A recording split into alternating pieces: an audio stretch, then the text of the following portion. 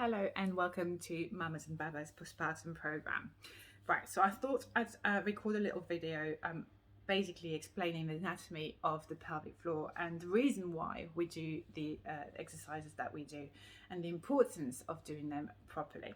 Now, a big part of this program is to learn to work with our breath, and I'll explain that in a minute. So the pelvic floor, I'm assuming that you will have heard of it at least through your pregnancy or delivery, right? But just as a bit of a refresher, what is the pelvic floor?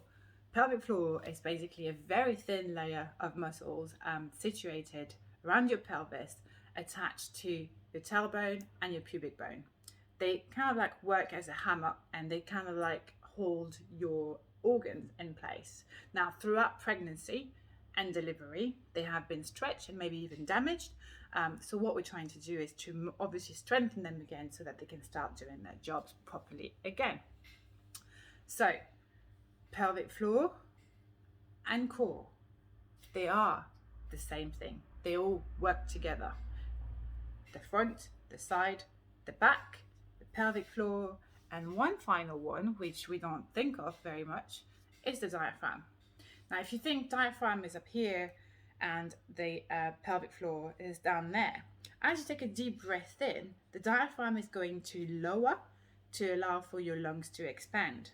And as you exhale, it's going to return to its normal place. Okay, so it lowers as you take a deep breath in, exhale, returns to initial start. Now, the pelvic floor is going to do the exact same thing at the same time. So as you take a deep breath in, they're both going to move low, and then they're going to come back and return to their initial position, and back then again, and back. Okay, now if your diaphragm and your pelvic floor don't work together or aren't in sync, this is what's going to happen, right? It's going to look basically like that. And if it looks like that, what's going to happen to all the muscles in between, your core muscles? They're just not going to know what they're doing. Okay, so it's important for your diaphragm and your pelvic floor / core to actually work together. So it will take a bit of practice knowing, how to do those pelvic floor exercises and how to work with your breath. So I would like you to start doing that every single day. And before each session, we always start with 10 breaths. Now, when you first start, I want you to try and do it laying down with your feet, with your legs bent. Put your hands on your tummy. Now, part of the challenge is also to learn to actually relax, right? And to completely relax. So it may take a bit of focus to really relax, okay? So you put your hand on your tummy so you can really feel your tummy relaxing. You're going to take a deep breath in, and as you take a deep breath in, your tummy is going to expand and soften, yeah? Now, as you start exhaling, this is where you need to start doing your squeezes. So you're going to squeeze below. If you think in this order, hold a poo, hold a wee, and then squeeze your core muscles. Now, the way we squeeze our core muscles, the way we squeeze our core muscles is like so. I'd like you to think of a corset. If somebody was behind you, tightening your corset. So it's really drawing those core muscles inwards, okay?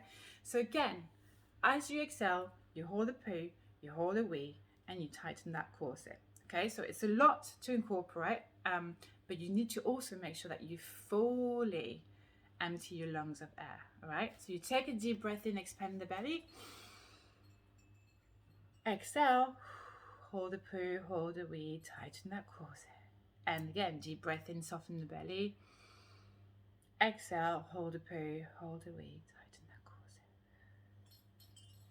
Now, when you do that as well, I don't want to see you make faces because you're squeezing this hard. It's not a really tight squeeze. It should feel like a comfortable squeeze. RPE 5 or 6, so it's not like do not squeeze with all your might. It's not important. It's just a tight squeeze down below. Once we've learned to master this, we'll then move on to incorporating that breathing technique into working out, into our movements, into our squats, into our deadlifts.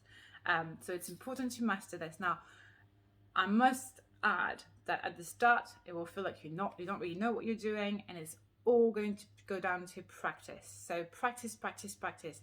At the start of each session, we start with 10 breaths laying down on the floor. But then as you get comfortable, you can start doing them standing up. You can start doing them while you're driving. It will become more familiar, trust me, but it will take a bit of getting used to. Make sure you do your 10 breaths at the very minimum 10. You can do more if you've got the time, but make sure you do your 10 breaths every single day throughout the program as well, because every little helps.